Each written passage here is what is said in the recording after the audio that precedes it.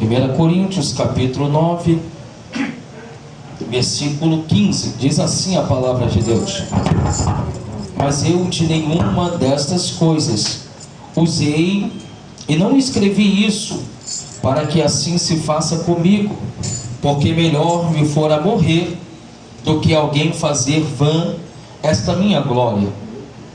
Versículo 16: porque se anuncio o Evangelho, não tenho de que me gloriar, pois me é imposta esta obrigação, e ai de mim, se não anunciar o Evangelho.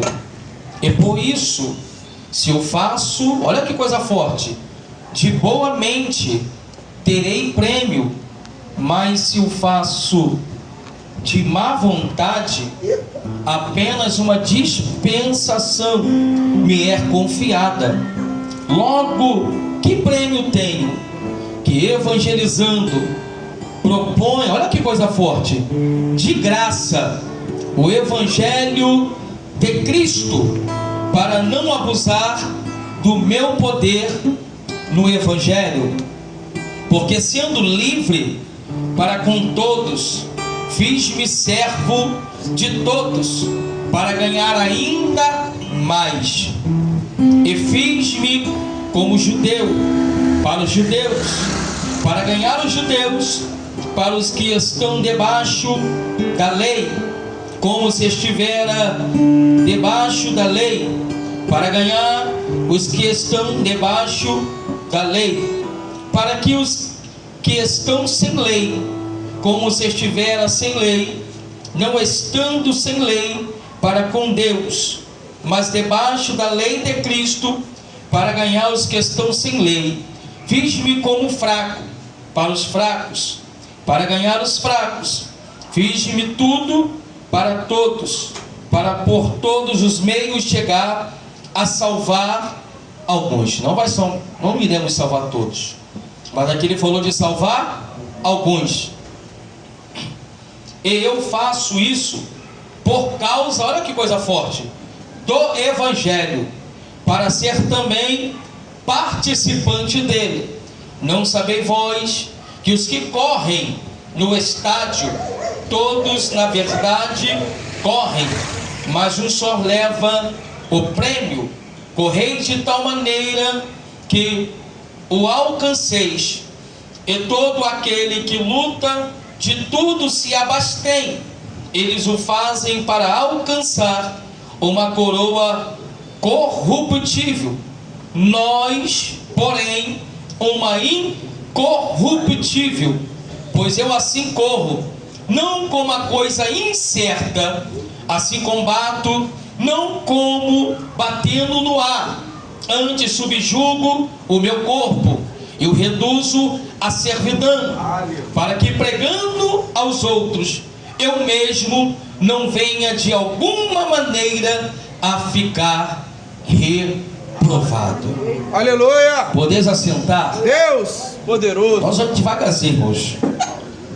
É igual o carro, vai na primeira marcha, Deus depois forte. acelera, igual o pastor Alexandre, que já veio no automático, engatou já a quinta, a sexta e já foi. Mas vamos lá.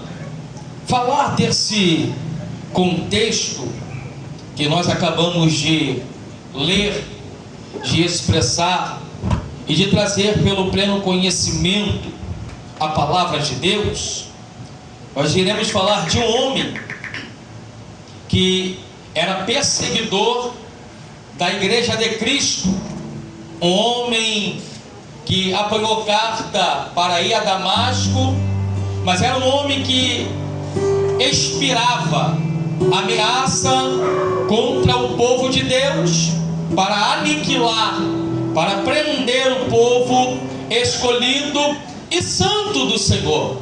Este homem é Saulo de Tarso, alguém que aprendeu aos pés de Gamaliel, um homem estudado, de pleno conhecimento, de sabedoria. Só que o seu pleno conhecimento e a sua sabedoria não era o conhecimento, a sabedoria de fazer o bem, mas de perseguir um povo exclusivo que o Deus deste povo não dorme, e por ele perseguir a igreja de Cristo, um povo lavado e remido no sangue do Cordeiro, a Bíblia vai dizer que este homem perseguia a igreja. A igreja em Atos dos Apóstolos está debaixo de perseguição por falar do amor de Cristo, por falar e propagar o evangelho genuíno. E você vê que em Atos dos Apóstolos capítulo 6, os ministros estão pregando a uma dissensão. E qual é a dissensão? Que eles deveriam parar de pregar para cuidar dos órfãos e das viúvas. Só que eles disseram: não podemos, pastor Alexandre, parar de pregar e de orar, porque Deus nos deu o dom da palavra e não podemos parar de anunciar a salvação aos que estão perdidos e aos que estão cativos. E diante daquela situação, houve-se uma reunião em Atos dos Apóstolos capítulo 6, a ponto que chegam em um consenso que eles vão selecionar. Olha que coisa forte para tu entender, para tu dar glória. Eles vão, pastor Josimar, selecionar 7 varões, mas não é qualquer varão, não é qualquer homem, não é qualquer pessoa. Primeiro, que tenha boa reputação, homens que tenha o Espírito Santo de Deus, homens casados com uma só mulher. Então eles vão chamar primeiro homens que dão testemunho diante da sociedade e diante da igreja primitiva. Eles vão ordenar 7 varões, e diante da ordenação, primeiro os apóstolos, eles vão orar, eles vão se consagrar, e eles não vão descer, pastor Alexandre, o azeite na cabeça de qualquer um. Primeiro eles vão pedir a direção do céu para saber se é de Deus as ordenações.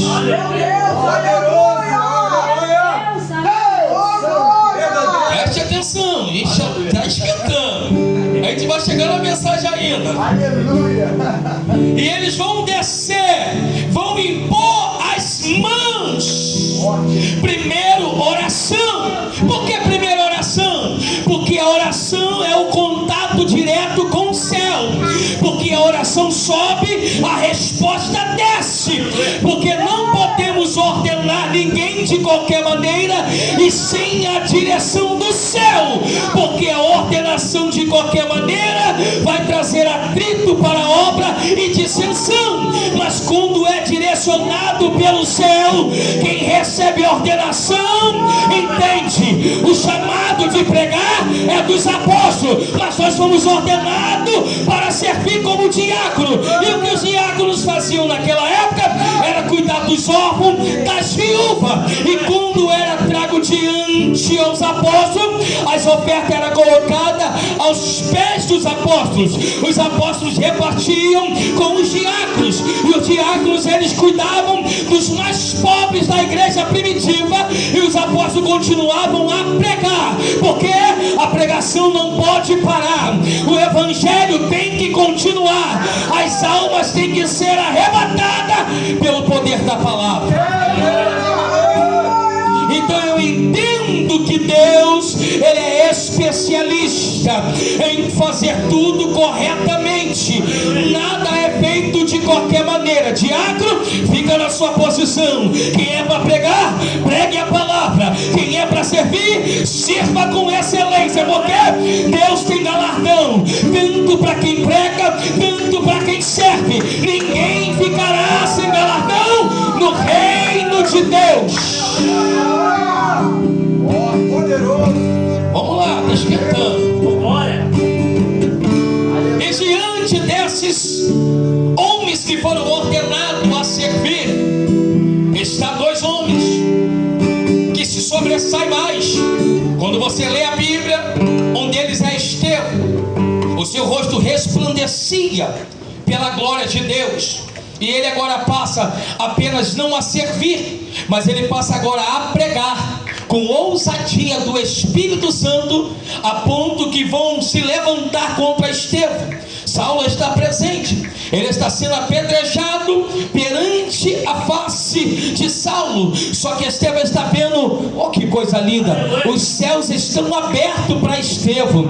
Enquanto estão lhe apedrejando, ele está vendo o seu Salvador. E ele vai dizer: Senhor, não impute esse pecado deles, perdoa-os, Senhor. Eles não sabem o que eles estão fazendo, porque quem está ligado no céu não se preocupa com as pedradas que estão tomando, porque quem olha para o céu não se preocupa com quem está lhe afrontando ou tentando contra a sua vida. Estevão, oh aleluia, vai morrer, mas vai encontrar com o Senhor, aleluia. O segundo é Filipe, um homem cheio do poder de Deus. Olha o que Deus vai nos orientar em Atos dos Apóstolos. Filipe, orientado pelo Espírito Santo, Deus vai lhe teletransportar, oh aleluia, diante de uma carruagem real, aonde está o eunuco de Candaça.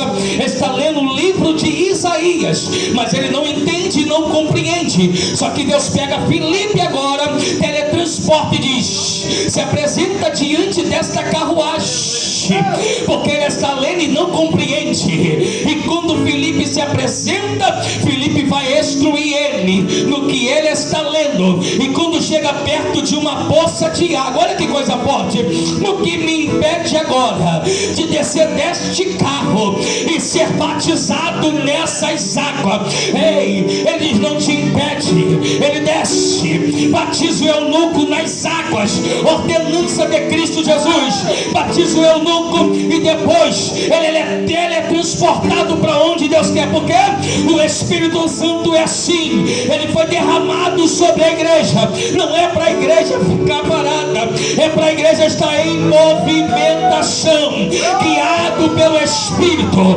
para ir aonde Deus ordenar. E quando Deus nos ordena a ir a algum lugar, é porque tem mistérios de Deus, é porque tem almas perecendo, é porque tem almas precisando de uma palavra. Aleluia! Aleluia! A Bíblia vai dizer que o apóstolo Paulo agora, sobre a sua segunda viagem à cidade de Coríntio, localizada no norte da Grécia, aleluia,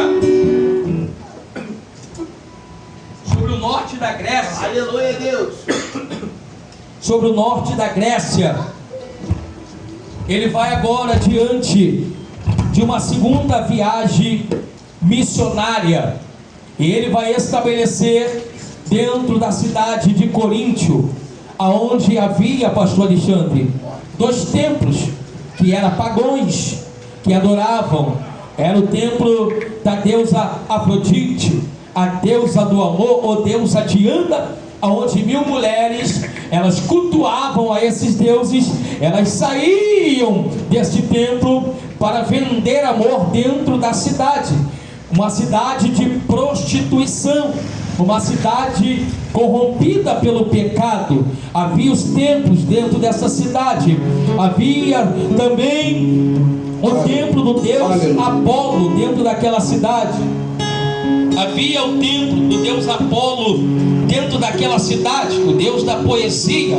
E agora o apóstolo Paulo, Deus vai dar a ele, pastor Alexandre, uma visão para ir à cidade de Coríntio, uma cidade que era povoada, escrita por volta do ano 55 depois de Cristo.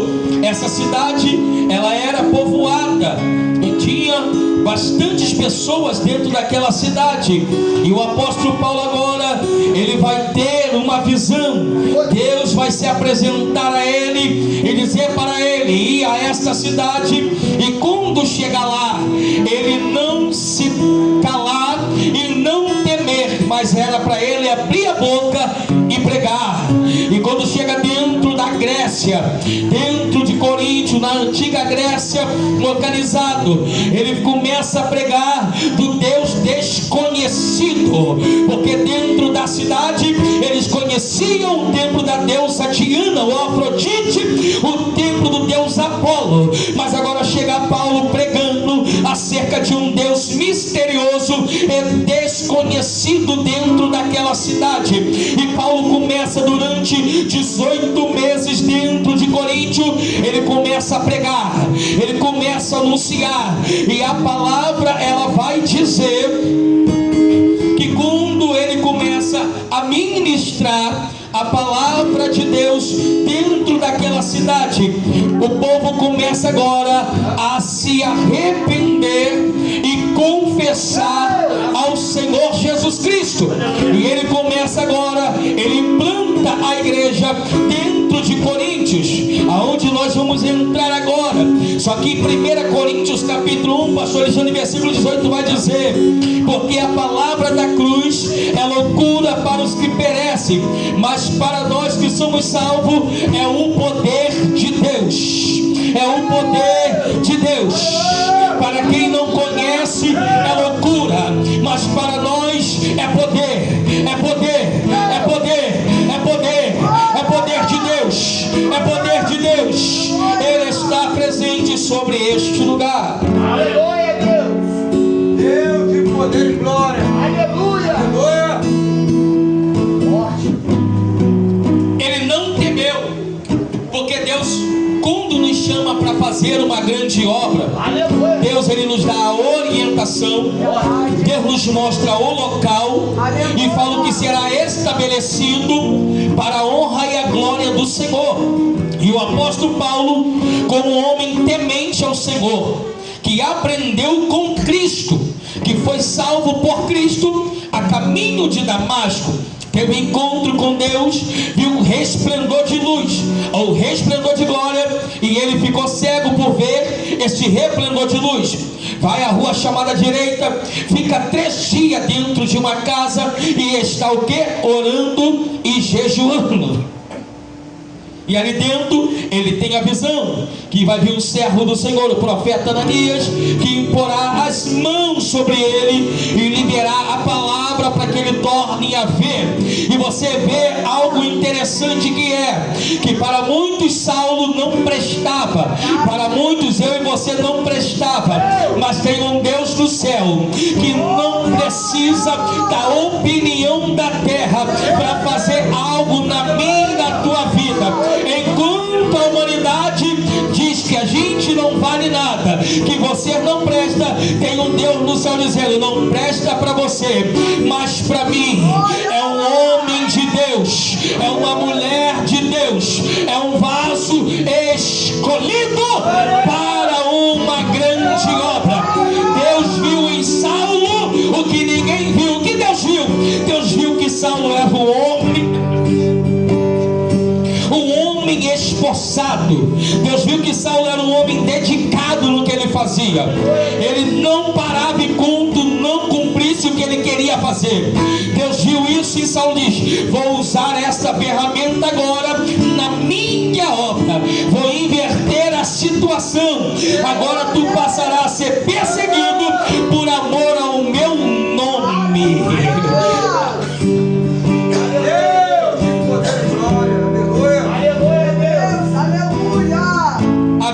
Passar a ser perseguido. Paulo agora vai se converter a Deus, e quando ele vai nas sinagogas para discursar, o povo não acredita que ele se converteu. Mas a Bíblia nos ensina que o tempo vai mostrar quem somos nós na presença de Deus e quem somos nós diante da sociedade, porque nada melhor do que o tempo demonstrar quem é você. Não é com as palavras, mas é com as suas ações e com as suas atitudes e com o teu caráter, porque aonde nós passarmos não precisa falar. É como Eliseu, aquela mulher viu ele vários dias passando em Sunem, a ponto que ela falou para o seu marido: vejo que este homem é um santo homem de Deus. Para ela falar, primeiro ela observou. Para ela falar, primeiro ela observou louvor, o seu andar, o seu falar, as suas ações e as suas atitudes. E nada melhor que o tempo demonstrar quem somos nós na presença do Senhor. Meu Deus, aleluia! Louvado seja. Oh, glória a Deus! Glória! Aleluia! Deus poderoso. Agora nós vamos entrar Meu aqui Deus. na mensagem que nós acabamos de ler. Paulo agora vai escrever o desinteresse e fervor de Paulo como o atleta cristão.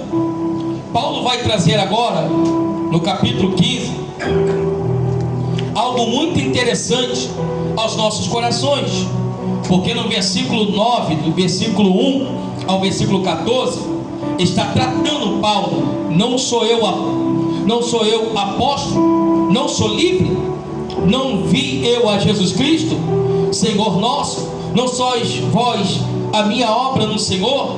E aqui ele vai falar sobre o sustento daquele que vive pelo Evangelho, daquele que prega, daquele que administra a casa do Senhor, que coma do que ele está administrando.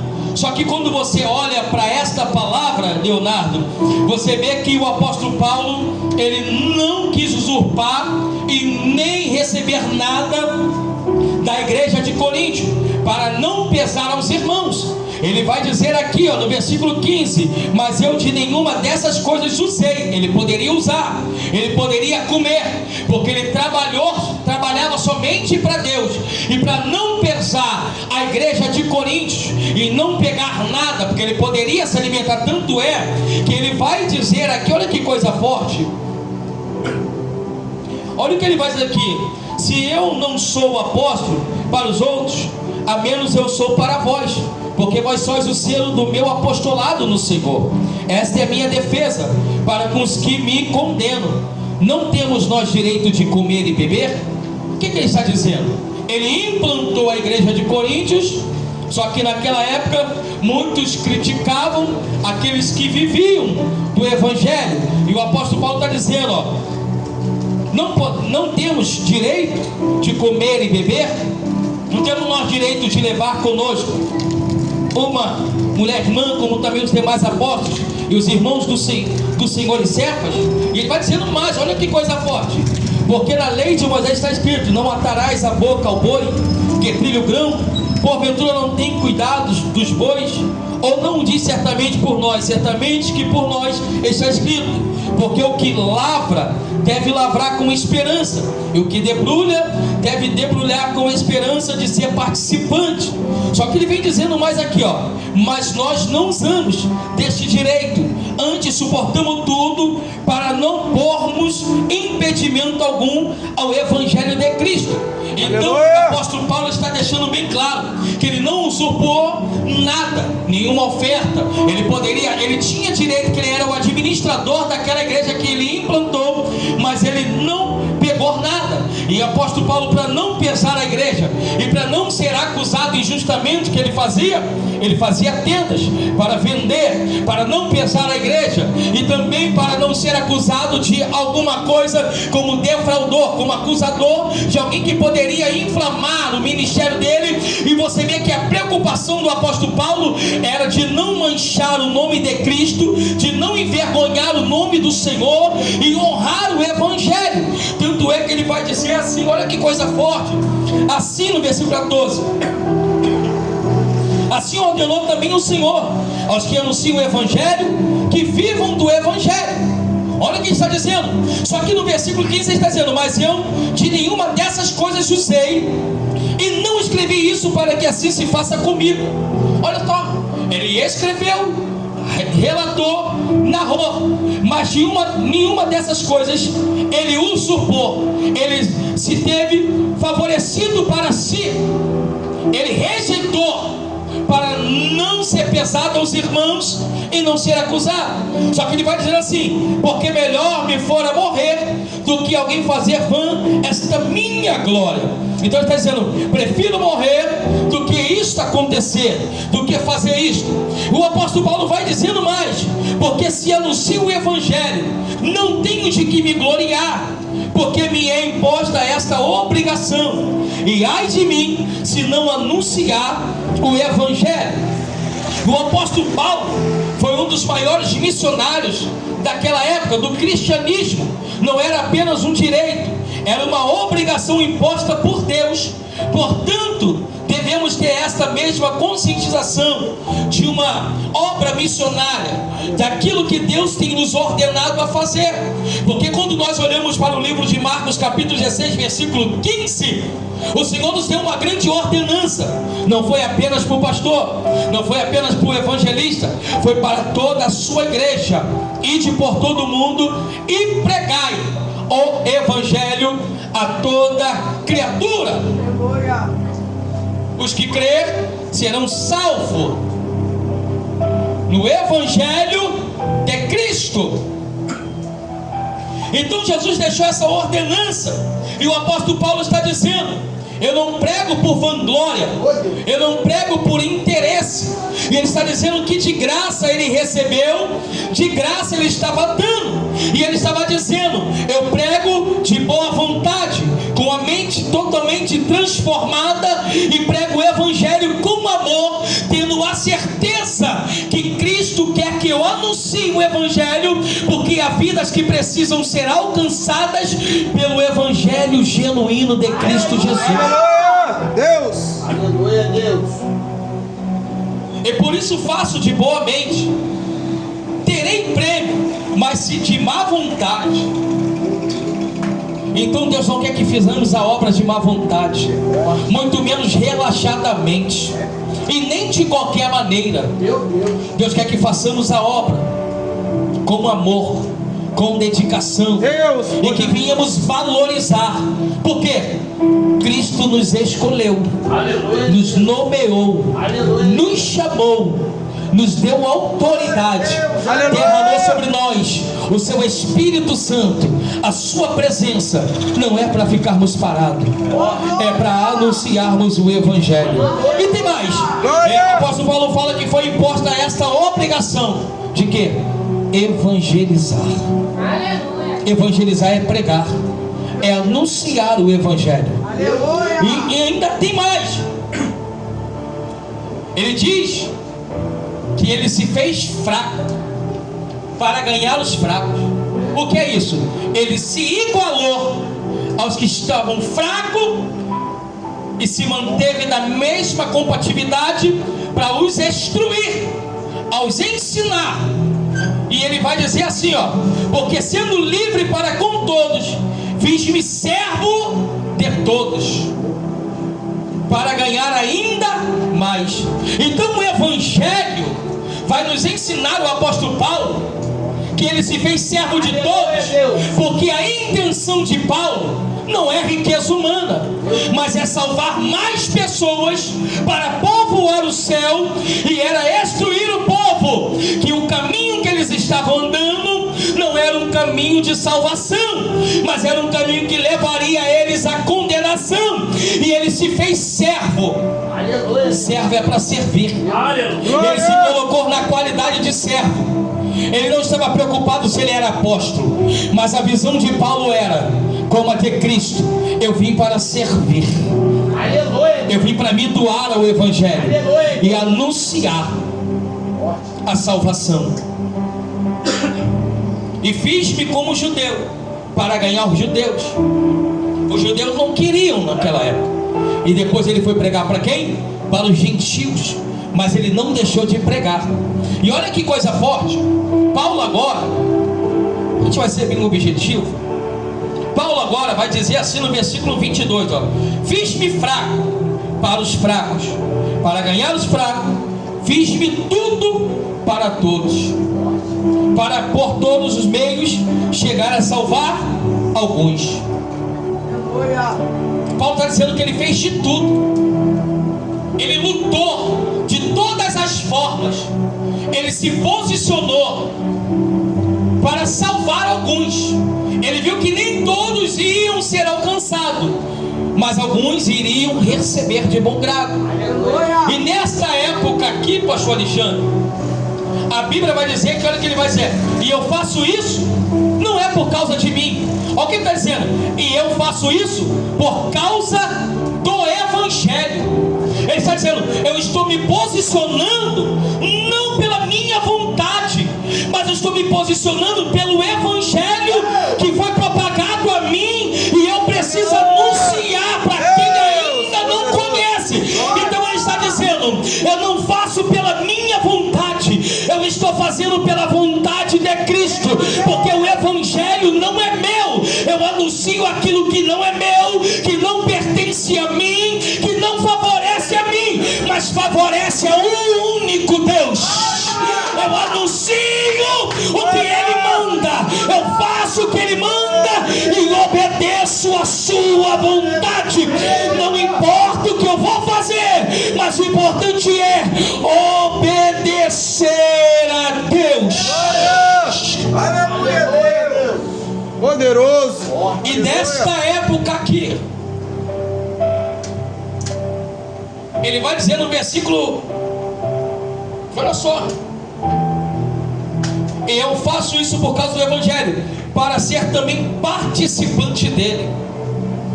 Não sabeis vós que os que correm no estádio, todos na verdade correm, mas um só leva o prêmio? Correi de tal maneira que o alcanceis. O que ele está falando aqui?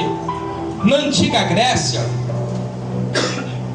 havia a competição do atletismo, e havia também, alguns estudiosos dizem que quando ele fala aqui: pois eu assim corro, não como a coisa incerta, assim combato, não como batendo no ar. Havia também as lutas que eram constantes naquela época.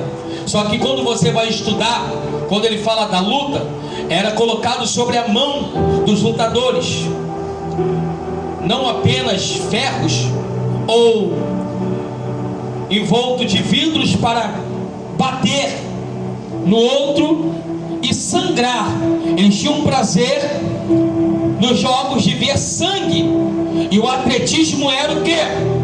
Olha que coisa forte para tu entender. A gente já vai fechar a mensagem.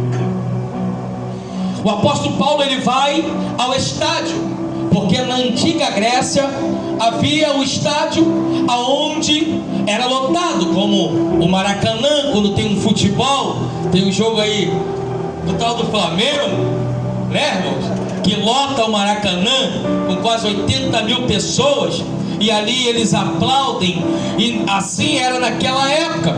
Havia o imperador, havia os jogos, que era o que trazia ali alegria para aquela população da Grécia dentro de Coríntio. E eles estavam, o estádio estava lotado e havia uma grande competição. Só que preste atenção, apenas um ganhava o prêmio. Havia tantas pessoas que corriam, e eles faziam o quê? O apóstolo Paulo fala agora sobre esta corrida dos Jogos Olímpicos na Grécia, e compara o obreiro como um atleta. Por que como um atleta? Porque todo atleta, ele se prepara, ele se programa, ele se organiza. Ele não vai correr de qualquer maneira, ele não compete de qualquer maneira, ele treina, ele se abastém de algumas coisas para o seu organismo estar pronto e o seu corpo preparado para aquilo que ele vai competir. E o apóstolo Paulo está trazendo esta comparação sobre a igreja de Cristo. E o apóstolo Paulo vai se fazer fraco como? Ele vai, olha que coisa forte, ele vai trazer a linguagem, o estudo e a palavra naquilo que o povo amava. O que é que o povo amava? Estar no estádio, ver a competição, ver os atletas correndo. Só que ali só um recebia o mérito e honra, ou prêmio. E preste atenção, que prêmio era esse, pastor? Naquela época esse prêmio, eu fui estudar, nós sabemos que o prêmio, olha que coisa linda, naquela época este prêmio, pastor Alexandre, o vencedor ele ganhava em primeiro lugar, era uma coroa de louros, tecida de louros, que era imposta sobre a sua cabeça. Então o vencedor, ele ganhava, ele entrava, subia no pódio, todo o estádio aplaudia. Os outros não ganhavam, ganhava nem segundo, nem terceiro, nem quarto, mas o primeiro ele ganhava uma coroa tecida de louros e colocada sobre a sua cabeça. Só que preste bem atenção, o apóstolo Paulo vai entrar nessa revelação dizendo, olha só o que ele vai dizer: e todos aqueles que lutam de tudo se abstêm, eles o fazem para alcançar uma coroa corruptível. O que é coroa corruptível? É algo que é passageiro, algo que é momentâneo, algo que não é eterno. Só que o apóstolo Paulo está dizendo, mas nós porém, uma incorruptível. O que ele está dizendo, olha só, preste bem atenção. Preste bem atenção. O apóstolo Paulo está dizendo que o que chegava, ele ganhava a coroa, era colocada sobre a sua cabeça. Só que quando ele chegava em casa, ele chegava alegre, todo contente, a sua família lhe aplaudia. Ele colocava aquela coroa, pastor Alexandre, no lugar de destaque. Só que quando chegava no outro dia, aquela coroa que era tecida de louro, o que acontecia? As folhas murchavam, porque é algo passageiro, é algo momentâneo, é uma vitória momentânea, é um prazer momentâneo, é uma carnalidade momentânea, é uma prostituição momentânea, é um adultério momentâneo. Mas o apóstolo Paulo estava dizendo, mas nós não, nós lutamos por algo que não é terreno, mas por algo que é eterno, e lá na glória nós iremos receber uma coroa incorruptível de glória, e o Senhor colocará em nossas cabeças e nos dará o galardão. Glória a Deus! Aleluia!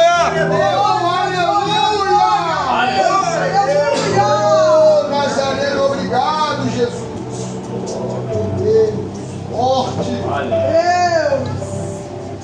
Eles corriam por algo que era passageiro, por algo que era incerto, por algo que era momentâneo, por algo que era uma alegria momentânea, uma alegria passageira. E o apóstolo Paulo está dizendo que nós lutamos, porém, por uma incorruptível, que é algo que não é incerto, mas é algo que é concreto, é algo que não é passageiro, mas é algo que será duradouro. E ele está nos comparando com esses atletas, porque eles perseveraram para chegar em primeiro lugar, eles se destacavam, eles se esforçavam. Assim deve ser aqueles que servem a Deus, eles devem se dedicar totalmente ao evangelho genuíno, se entregar a Cristo e lutar todos os dias por algo que não é passageiro, porque sabemos que depois que partimos desta terra, há um lugar nos aguardando, há um céu nos esperando e há uma coroa de glória. Por isso João vai dizer na carta aos Apocalipse, versículo 3, capítulo 11: eis que venho sem demora, guarda o que tu tens, para que ninguém roube ou tome a tua coroa. Há uma coroa guardada para cada um de nós, há algo reservado nos céus de glória, mas isto é para quem permanecer. Aleluia. Lutando como um atleta. Deus poderoso. Vamos lá. Aqui nos jogos na Grécia, só um ganhava. E com Jesus, todos que servem irão ser coroados. Não existe primeiro, não existe segundo, não existe terceiro. Todos serão colocados sobre suas cabeças uma coroa, uma coroa, e todos receberão galardão daquilo que está fazendo por amor a Deus aqui na terra. Glória a Deus, aleluia. E olha o que ele vai dizer para a gente fechar: antes subjugo o meu corpo, eu reduzo a servidão, para que pregando aos outros, eu mesmo não venha de alguma maneira a ficar reprovado. O apóstolo Paulo está dizendo, é importante pregar, sim, mas também eu tenho que me manter Aleluia. fiel a Deus, puro a Deus, tendo zelo pelas coisas de Deus, me santificando a Deus, me separando para Deus, porque não adiantará eu pregar para os outros e naquele grande dia ser reprovado por Deus. Aleluia. Aí a Bíblia vai dizer: o que adianta ganhar o mundo inteiro e perder a sua própria salvação? Então o mais importante não é apenas pregar, é se manter fiel a Deus. Porque pregar, muitos pregam, mas nem todos têm vida no altar. Muitos pregam, mas nem todos têm zelo pela obra de Deus. Muitos pregam, mas muitos não andam em santidade. Muitos pregam, mas muitos não obedecem a palavra. Deus poderoso, aleluia. E o mais triste será pregar para muitos e ser reprovado por Deus. Já imaginou isso? Você está pregando, e naquele grande dia Deus te reprovar. Isso não é algo fácil. Isso é algo que precisamos nos analisar todos os dias. As nossas ações, as nossas convicções, a obediência a Deus. Porque o que vale mais não é o sacrifício, é a obediência ao Senhor. Aí eu me lembro de Arão, que quando os filhos de Arão, Abiú, é isso? E outro irmão dele, Abi, né? O que eles fizeram? Fizeram o que era mal perante o Senhor. E Arão era o que? Sacerdote. E o sacerdote era o que? Exemplo. Tinha que viver uma vida de espiritualidade, de consagração, separação a Deus. Só que seus filhos fizeram o que era mal perante aos olhos do Senhor. Deus vai exterminar. Deus não permite Arão, isso é forte, enterrar seus próprios filhos, nem ver a sepultura. Tem que obedecer a Deus. A obediência vale mais do que o sacrifício. Porque você vê que o rei Saul, em vez de obedecer a Deus, que mandou matar o rei Agag e não pegar nenhum bem do inimigo, era para exterminar todos os animais, todo o povo. O que ele fez? Guardou ovelhas, guardou vacas, poupou o rei. Aí Deus vai e fala com Samuel: desperta e vai até lá, porque tem algo que tu precisa ver, que está de errado no meio do arraial de Israel. E quando ele chega lá, ele ouve o bugido. Deus nunca vai deixar o desobediente em oculto por muito tempo. Deus, ele revela o que está escondido. Porque Deus, quando dá uma ordem, tem que ser obedecida. Deus poderoso, Os aleluia. tocaram, ele desobedece a Deus. O que ele perde? Reinado e o mais importante, a presença de Deus. E Deus coloca o que nele pela rebeldia? O espírito mau, para atormentar a mente e o coração. E está vivendo de tormento. Aí Deus tem que levar alguém chamado Davi, que tem presença, que quando toca, Deus se manifesta.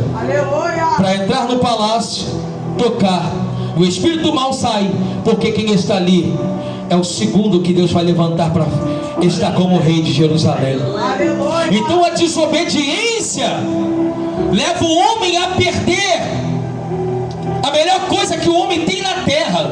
Não é o ouro, não é a prata, não é a casa, não é o carro, não é a moto, não é o emprego, não é a família. Primeiro é a presença de Deus. Deus poderoso, aleluia. Porque a Bíblia diz: amará o Senhor teu Deus acima de todas as coisas. Quem perde a presença perde tudo. É. Porque quem tem a presença é orientado por Deus. Tanto é que o pastor Alexandre falou de Davi.